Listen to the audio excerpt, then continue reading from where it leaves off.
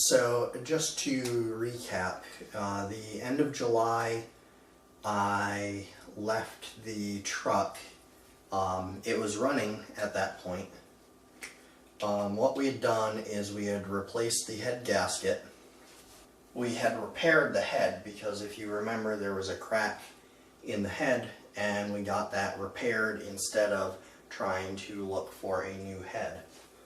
We also got the rest of the stuff buttoned back up, everything reconnected, all the air lines, fuel lines, just all the accessories, got them back together.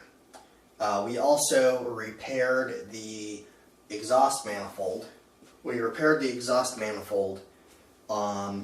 And we also repaired the brakes. Now, if you go back and you watch the brake repair video that I did, I do tell you that I didn't actually repair the brakes. I basically just kind of added fluid and hoped that they would kind of fix themselves. So the brakes were working. However, because we had repaired the head and because we were running out of time and we weren't sure whether the repair was going to hold up or not, I didn't feel like filling the entire cooling system, so we didn't have the full amount of coolant in there, and so the coolant system was not working. So we started the truck up and we moved it, but the thing was, it idled fine, so that was good.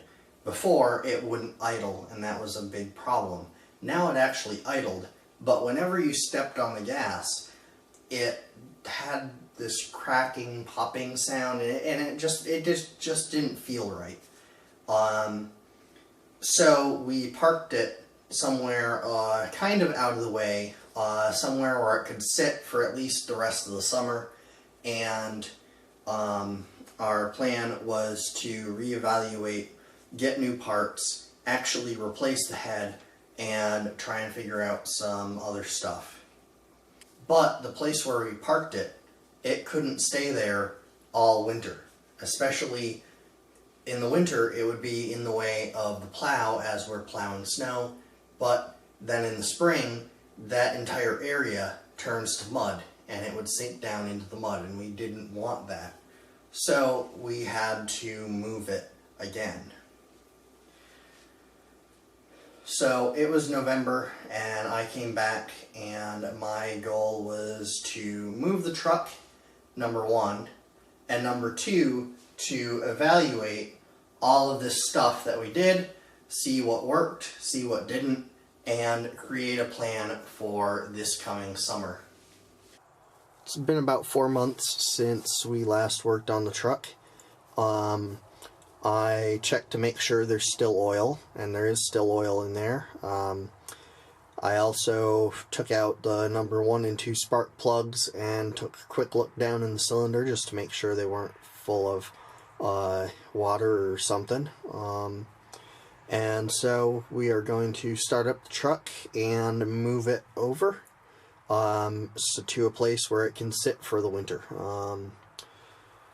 And yeah, that's about all that I'm doing to the truck right now. I am interested to see how well it runs, especially how it sounds when you step on the gas, because that was the problem we were having when we went to put it up, is it idled fine, but when you stepped on the gas, you heard this cracking, popping noise.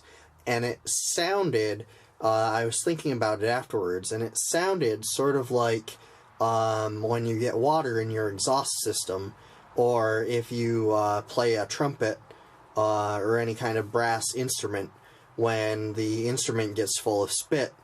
That's the kind of noise that it was making. Now, it sat with the exhaust pipe open for quite a while, and it's possible that water got down into there, and so we'll see if the water is drained out, and if it sounds better. And yeah, we'll then go from there once it's once it's parked where it can sit for the winter, we can take a fresh look at it in the spring. Okay, so I'm going to turn the ignition on, and you are going to hear a loud noise. That is the low air pressure warning buzzer. So yeah, this part is going to be turned down, but if you're wearing headphones, just be aware.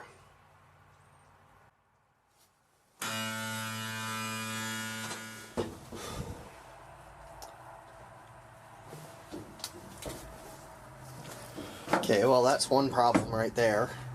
That pedal is going straight to the floor with absolutely no resistance whatsoever, and that should not be happening. So when there's no air in the system, it should go down almost all the way until there's like an inch left, and then it should get some resistance to it, and you would have to press really hard to get it to go all the way to the floor. But now this is just, I'm just setting my foot there and it's down to half an inch, and then it's just, there's no resistance to it whatsoever. So that means the brakes did not miraculously fix themselves. So now we have to go through the entire brake system, figure out where the fluid is leaking, and actually fix the brake system. I was hoping that it was a slow leak and that we could just add fluid and the leak stoppers in the fluid would plug up whatever little hole there was, but clearly there's a bigger issue at play. And the truck did not start. I'm going to try it again and see what happens. As I said before, the brakes, I just kind of basically put a band-aid on the brakes and hope that they'd figure themselves out, and they didn't. So that means we need to do actual work on the braking system. One thing I noticed, which became apparent a little later on, is that the welds on the exhaust, some of them had failed. So the exhaust manifold, the repair didn't hold up very well.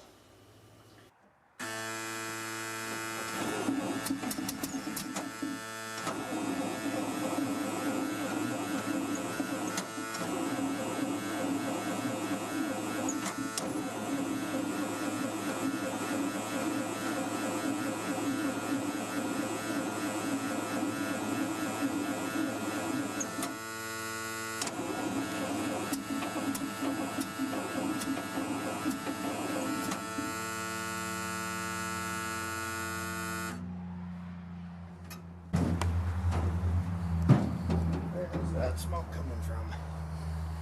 Now, I get a little bit nervous when I see smoke coming out of the engine bay.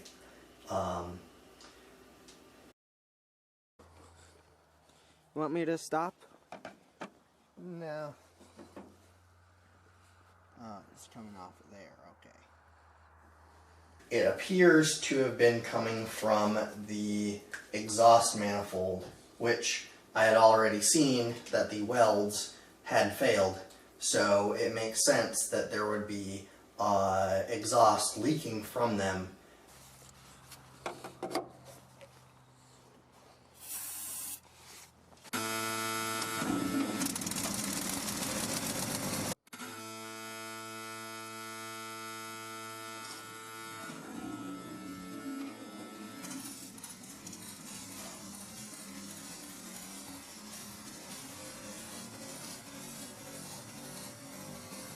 So this truck has a rudimentary exhaust gas recirculation system, or EGR.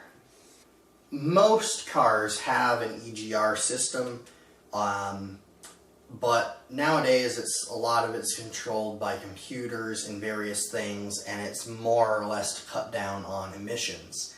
In this case, in this truck, the EGR system really helps it warm up fast when the engine is cold. But anyway, that is why the intake and the exhaust appear to be connected, is because of this EGR system. And you see in the video and I had to slow it down to really look at what was going on there, the gasket for that EGR system that connects the intake and the exhaust, that gasket right there has blown. And that's where that major amount of smoke was coming from when the engine finally did start. That's no big deal. That is one gasket that we didn't replace when we were working on the truck. So that just means the next time we work on the truck, we'll just have to take it apart a little bit further to replace that gasket.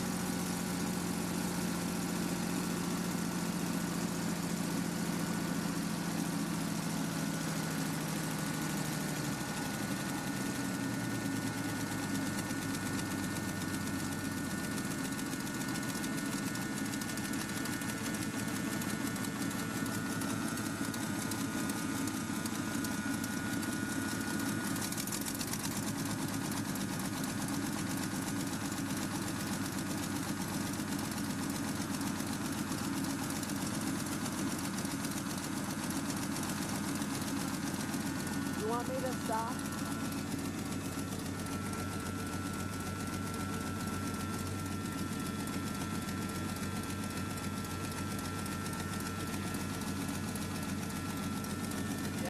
As far as the head gasket and the head repair itself, that is still a big question mark.